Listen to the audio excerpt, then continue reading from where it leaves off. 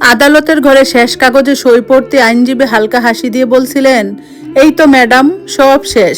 আইনি বিচ্ছেদ হয়ে গেল, 30 লক্ষ টাকা ক্ষতিপূরণ মিলছে, মাসে 20,000 টাকা খরচও চলবে, এবার নিশ্চয়ই স্বস্তি।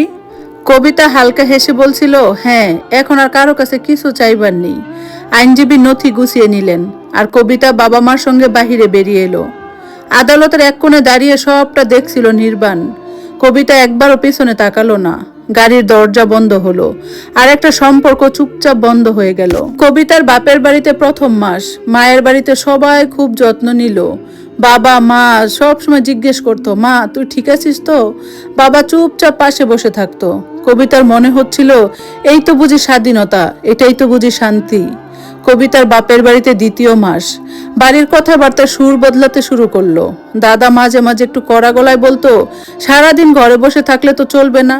বৌদি ঠান্ডা গলায় খোঁচা দিত, এত বড় হয়ে গেছিস, একটু দায়িত্ব নিলে ভালো হয় না? ভাইপো হেসে হেসে একদিন বলেই ফেললো, পিসি তুমি কবে নিজের বাড়িতে যাবে? বাপের বাড়িতে কবিতার তৃতীয় মাস, ঘরের বাতাস ভারী হয়ে উঠল। যেখানে আগে আদর ছিল সেখানে এখন অস্বস্তি।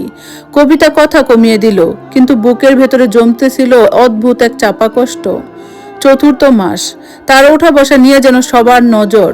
বাহিরে পা রাখলে পাড়ার ফিসফিসানি কানে আসে, ওই যে ডিভোর্স হয়েছে, এখন বাপের বাড়িতেই থাকবে বুঝি।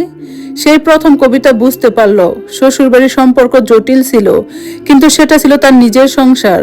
আর এখানে সে না অতিথি না গৃহকর্ত্রী, অকারণে এক সবার বোঝা। এক রাতে ছাদের কোণে বসে অনেকক্ষণ আকাশের দিকে তাকিয়েছিল সে। টাকা আছে, স্বাধীনতা আছে, কিন্তু সম্মান, আপন ভাব, একটা গড়ের নিশ্চয়তা কি সত্যিই আছে আমার?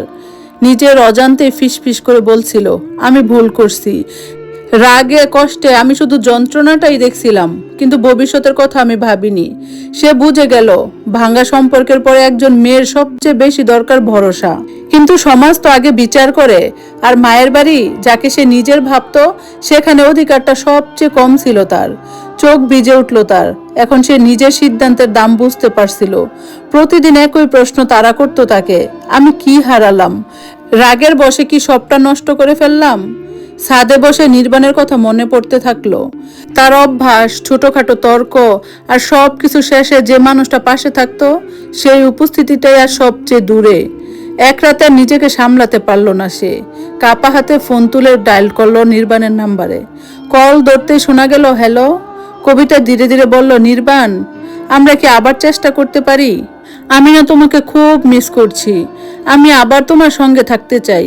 দুদিকে কিছুক্ষণ নীরবতা, তারপর গভীর নিঃশ্বাস ছেড়ে নির্বাণ বলল, আমি নিজেও পারছি না তোমাকে ছাড়া। ভুল দুজনেরই ছিল। যদি ঠিক করতে চাই তাহলে দুজনকে এগোতে হবে।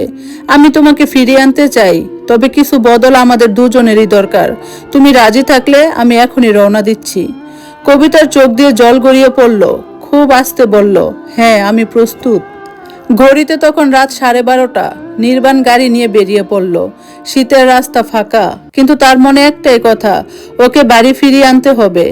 5 ঘন্টা একটানা ড্রাইভ। ভোরের আলো ফোটার সময় সে কবিতার বাড়ির সামনের দরজায় গিয়ে দাঁড়ালো। কবিতা বাহিরে এলো, চোখে লজ্জা, ভয় আর স্বস্তির মিশেল। বাবা মা দরজা খুললেন। নির্বাণ মাথা নিচু করে প্রণাম করলো। কবিতা ছোট ব্যাগটা তুলে নিল। কোনো কথা দরকার পড়ল না, কারণ তারা দুজনে বুঝে গিয়েছিল এই সিদ্ধান্তটা মন থেকে। কিছুক্ষণের মধ্যেই গাড়ি চলল। কবিতা ফিরছিল তার নিজের ঘরে, যে ঘরটা সে একদিন তাড়াহুড়া করে ছেড়ে এসেছিল। সম্পর্ক আসলে ভেঙে যায় না, মাঝে মাঝে শুধু ভুল বুঝাবুঝির ধোঁয়াটা পরিষ্কার করতে হয়। সময় মতো যদি একটু নত হওয়া যায়, তাহলে পুরো জীবনটাই না বাঁচিয়ে দিতে পারে। এটাই সত্যি।